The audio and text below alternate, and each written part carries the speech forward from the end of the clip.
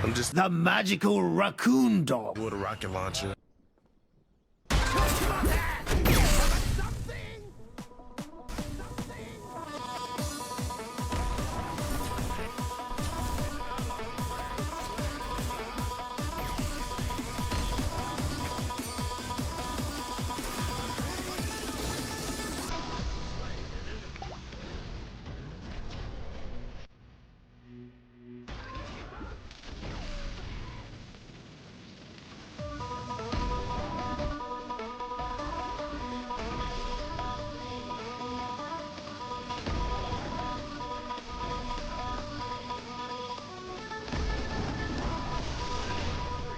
Hey, it's your boy Danny B, and what does he do? Well, he's a mid-carry jungler that's all about tricks. He deals physical damage and scales with both strength and intelligence. While he does all the usual carry god things, he also has some very unique things to his gameplay that you should try and use for yourself. Let me, a Grandmaster Smite 1 player, show you how to play him the best you can. Danzaborou's passive Dishonest Duplication is very strange, but you have a chance of spawning a clone of yourself when you basic attack an enemy. These clones have a 5% plus a 0.25% chance per level. These clones target whatever enemy you were hitting when they were created. They deal 40% of your basic attack damage and take 300% increased damage. This seems kind of strange, but the damage can stack up and helps with jungle camp clear, as well as just damaging your lane opponent. For Danzaborou's first ability, Fool's Gold, he brings out bags of money, throwing 3 bags, dealing damage to enemies hit, and then they explode. If you hit an enemy god, they stop on them, dropping coins and causing the enemy to tremble. These coins can be picked up by you or an ally, giving you, and only you, 10 gold, regardless of who picks it up. Subsequent hits of bags or the explosions on the same enemy deal 15% damage. When you're clearing buff camps, try to pull them into the pathways of the other money bags, holding them when the bags are going to explode for even faster clear. Sitting somewhat close to the wall so you can very quickly clear. Danzaborou's second ability, Alluring Spirits, makes him take a sip and then throw a jug on the ground. When you drink, you heal over time. The bottle deals damage to enemies in an area and slows when it lands. It also deals 40% bonus damage to jungle monsters. This bottle sits on the ground for a time and can be broken by basic attacks that scale with the ability level. Enemy gods in the area will have stacks applied to them. You can tell how many stacks are on them without even looking at them by the music notes being played. Once they reach 3 stacks, they are taunted towards the jug. This taunt is not affected by diminishing returns. For those who don't know, diminishing returns, simply put, are when you are affected by multiple CCs in a row. Each CC is slightly less effective than it would be if there were no diminishing return stack. I'm not entirely sure how it works in this game with the numbers, but that is a very basic outline of it. Danzaborou's third ability, Tanuki Trickery, creates a field around him. While in this field, Danzaborou gains movement speed, slow immunity, and removes his own basic attack penalty. It also doubles the chance of his passive to trigger. When he leaves the area, it disappears and he turns into a leaf, while others spawn and move in directions opposite of your movement in relation to where you walk out. As a leaf, you gain increased movement speed and slow immunity,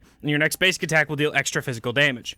You could be a little tricky with this and try to fake out where you're going in leaf form. Danzaborou's ultimate, Uproarious Rocket, will either allow him to fire a rocket, or he becomes the rocket. While channeling this ability, you are rooted in CC immune, and can only turn within 180 degrees. This rocket can travel through minions dealing damage. The rocket will lock onto a god, then follow them when making contact, or when the duration runs out.